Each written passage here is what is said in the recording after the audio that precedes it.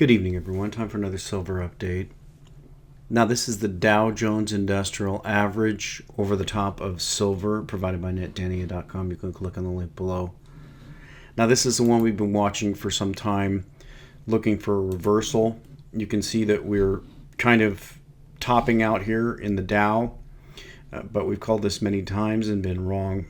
Also, we seem to be bottoming out here in silver, so you can see these two may be on the point of reversing. This is the big discrepancy between the fake paper assets that the Fed pumps up and real assets, the precious metals that the Fed suppresses.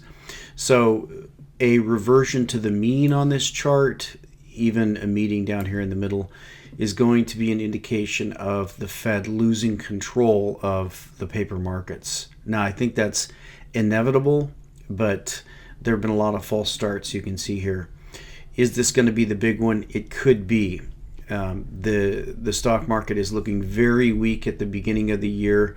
It sold off significantly, whereas silver does seem to be having some strength. You can see that silver touched up to about 1670 actually today, and there's some strength coming in.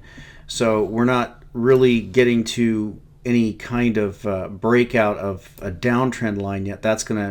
We'll have to get to 18 to do that and test a lot of support around 19. But the trend does seem to be reversing. Now, another one that I wanted to do a cross of course, is crude oil. This is absolutely critical market, and you can see that the price that we hit today, I think we touched 46. Maybe it was in the low 47s. No, we touched down to 47.50 today on the price of crude oil, and that's absolutely shocking. Just to look at it historically to show you how shocking that is, you can see now we're approaching this area here, and this is actually, you can see the time frame. We're talking about December of 2008 through late February of 2009. This was the beginning of all of the stimulus, and this is an unprecedented low price. You can see if we zoom in here with this price of 47.50 or so, we really only have about this is the weekly chart, so we're really only talking about this is the 50 line here. So we're really only talking about maybe 1, 2, 3, 4, 5, 6, 7, 8, 9 or 10 weeks that we actually traded below the price we were at today, and that was at the height of the financial crisis. So there's something really big on the horizon. I wanted to cross this over to the Dow Jones Industrial Average to show you how dramatic that difference is. We've actually lost the feed here, so we'll come back to that.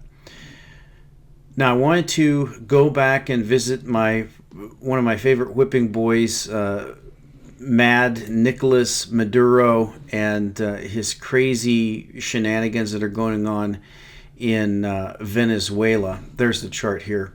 So you can see that the difference between these two is so striking.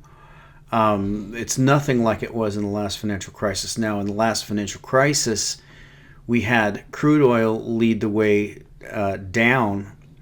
We had stocks lead the way down, and crude oil finally came along. This time we have crude oil leading the way down, and we're waiting to see if stocks come along. So let's get over and look at this Maduro story. We'll start off with the news here. Recession hit Venezuela, vows New Year's reforms, foes scoff. Now, you have to remember how important this oil price is going to be, because 97% of Venezuela's exports or foreign exchange transactions have to do with the exporting of oil. So their economy is possibly more dependent on oil than any economy on earth.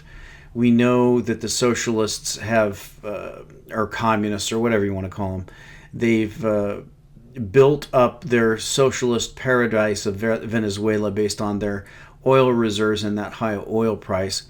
it looks like that's going to come crashing down. I really think that what we have seen in Venezuela is nothing compared to what we're going to see. So let's read a little bit of this here.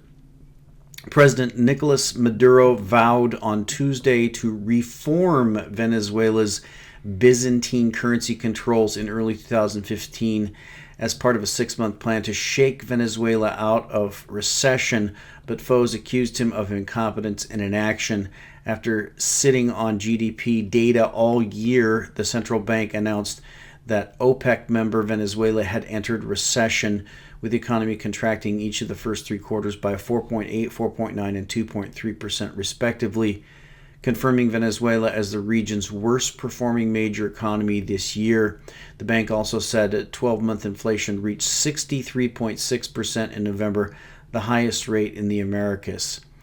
Now, just take you over to the stock market real quick. You can see that there's the performance of the Venezuelan stock market, and this is just since 2011. So you can see it was down around 100, and now it's at 4,000 nearly. So we're talking about a 40-fold return in a number of years. So if anybody tells you that inflation or hyperinflating your currency doesn't indicate a stock market rally, they're crazy.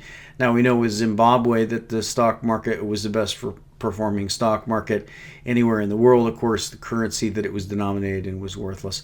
And that's what's happening to the Venezuelan bolivar. And the best site to check that on, this is a site called Dollar Today. And this is a site that you can see it's in Google Translate, so I did a translation of it, but this actually gives you the black market rate. Now, if we go over and look at currencies here on the cross rates, you can see that the Venezuelan bolivar is kind of pegged. It's been it's been fixed at around 6.3, and that's been that way for a long time. So you really can't even get anything off the charts because the government is pegging it and fixing it. So it doesn't really, the official exchange rate really doesn't mean anything. That's the best you can get here. You've got 2.1 up to 4.2 up to 6.2, but that's not the real rate. So if we go back to the black market rate, you can see the black market rate is actually 175 to 1 to the dollar. And here's the different rates. You have the official government. There it is right there. That's the one that we saw in NetDania. There's the official government rate, 6.3 bolivars to the dollar. Then we have these different rates that the government allows certain people to use. You've got 12 to 1, 51 to 1, 90 to 1, and then the actual real black market rate, 175 to 1. So if you're doing transactions at the official government rate, then you're losing anywhere from 90 to 95% of the value of your currency. So if, for example, you went to stay in a hotel in Caracas and they quoted you the official exchange rate, then you would be paying roughly 20 times what you should be paying if you went out to the black market, got the bolivars, and came and paid for that. That's what happens when you have a government that's foisting its currency off on its own people. So let's go back to this economic story. Confirming Venezuela is the region's worst performing major economy this year, the bank also said the 12-month inflation rate reached 63.6% in November, the highest rate in the Americas. Maduro, 52, who won election last year to replace his socialist mentor Hugo Chavez, blamed political opponents for damaging the oil-dependent economy with months of street protests earlier this year. So this is what you see when you have a dictator. They're always jail their opposition. They blame their opposition. They never take responsibility for the destruction that they've wreaked on their country. And we're starting to see shades of a similar thing here happening in America. Maduro vowed to head up a 6-month plan to turn around the economy in 2015 by reducing inflation, inducing liquidity, boosting international reserves, cutting unnecessary costs. Boy, we'll wait to see that. And reforming the three-tier foreign exchange system. That's what we saw with those three different rates. Quote, we are going to perfect the currency system, he told a news conference without giving much further detail on that or other measures. 2015 will be a year of economic recovery, great economic transformation. Sound familiar? Opponents quickly slammed Maduro's comments as devoid of detail and real solutions for the ailing economy. Quote, yet again, no announcements. He doesn't know what to do, opposition leader Henrique Capriles fumed. Today makes clear to all Venezuelans that with Nicolas, we will not escape the chaos. Venezuela, whose last recession was from 2009 to 2010, has been handicapped by the plunge in oil prices. Venezuelan crude, which provides 96% of hard currency revenues, has halved from mid-year to $46 a barrel. Now, the Venezuelan crude is actually a heavier crude, so it actually takes more refinement. And we'll see in a story here that that Venezuela is actually now having to import oil so that they're able to process this heavy crude. But before we get to that, I want to show you some of the results of having a madman like this Maduro rule your country. Here, Venezuela now is taking on Honduras for the world's most violent nation. And I think I read a story that they've already had 61 murders in Venezuela already. Now, just to give you an idea of the type of person we're dealing with, this is a story, 5 crazy things Venezuelan President Nicolas Maduro has said. And I think, I guess maybe Maduro means madman. After the razor-thin election results were announced, Nicolas Maduro was named Hugo Chávez's successor as president of Venezuela, defeating opposition leader Henrique Capriles. Maduro has spent the last 2 months carefully crafting a persona of being even more paranoid and adept with off-the-wall statements than his socialist predecessor. Here's 5 crazy things that Maduro has said in the last 2 months alone. Hugo Chávez appeared to him as a very small bird. Maduro claims that Hugo Chávez appeared to him as a very small bird and said via whistles that, quote, today the battle starts, go to the victory, you have our blessings. Yes, the new leader of Venezuela says that the dead former president appeared to him as a very small bird, communicated to him via whistles, and assured him that Maduro campaign had the blessings of the Hugo Chávez's ghost bird. Number 2, Hugo Chávez told Jesus to make Francis the Pope. Upon the Catholic Church choosing a Latin American to be its leader for the first time in history, Maduro insisted there were greater powers at play up in heaven. Quote, we know that our commander, I guess he's referring to Chávez, ascended to the heights and is face to face with Christ. Something influenced the choice of a South American pope. Someone new arrived at Christ's side and said to him, well, it seems to us South America's time has come. You just can't make this stuff up. This guy is absolutely Looney Tunes. 3, we have to shoot Capriles and take him prisoner. After claiming that opposition candidate Henrique Capriles had brought in Colombian mercenaries to destabilize Venezuela, Maduro declared, quote, the first thing we have to do is shoot Capriles legally, make him resign his office, and take him prisoner. One would think that you would take him prisoner first and then shoot him, but maybe things work differently in Maduro world. The USA assassinated Hugo Chávez with cancer. Hugo Chávez discovered he had cancer a couple of years ago and died of it 2 months ago. Venezuela has opened an official investigation into the death of Chávez, accusing the United States of being behind it. We have the intuition that our commander Chávez was poisoned by dark forces that wanted him out of the way. Now, I'm not going to deny that there are assassinations, but there's a lot easier ways to assassinate somebody than giving him cancer. By the way, he went and got treatment in Cuba, and abruptly died. Number 5, Hugo Chavez over 7,000 times in 2 months. Hugo Chavez, Hugo Chavez, Hugo Chavez. Since Hugo Chavez died less than 2 months in the run-up to the election, Nicolas Maduro has mentioned his former master's name over 7,000 times in public. That is well over 100 times a day. Do you think he's trying to make a point? So this is what happens when you elect a Marxist bus driver to, and we don't even know if the elections were legitimate, but now you have a Marxist bus driver dictator in Venezuela who is absolutely destroying the economy. Now, I wanted to take you to this paper here written by a fairly famous Venezuelan blogger, Gustavo Cornell. Actually, he's a geologist, and he's talking about the disastrous consequences of these lunatic socialists / communists that you have in power, Chavez and now madman Maduro. Political slogans cannot produce oil.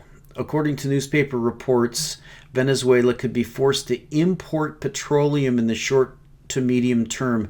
Analyst Minister Boris Santos Gomez quotes PDVSA, that's the state oil company, President Rafael Ramirez, saying that the production of heavy crude oil is becoming a major problem in the country since there are not enough volumes of lighter crude oil to blend with the heavier oil from the Orinoco area, which now makes up the bulk, Orinoco area, which makes up the bulk of the Venezuelan oil reserves. This blending to obtain a commercial product has been the traditional. This is a translation. This is Google Translate, so some of these are off. Traditional way to get heavy crude oil has been marketed in the past. The other alternative, building costly special refineries to convert the heavy crude oil into a lighter product, is not feasible since no type plants have been built by the government during the last 15 years. Due to a combination of poor management, strategic planning, faults, ideological stubbornness, and corruption, PDVSA is now approaching the unthinkable, importing oil.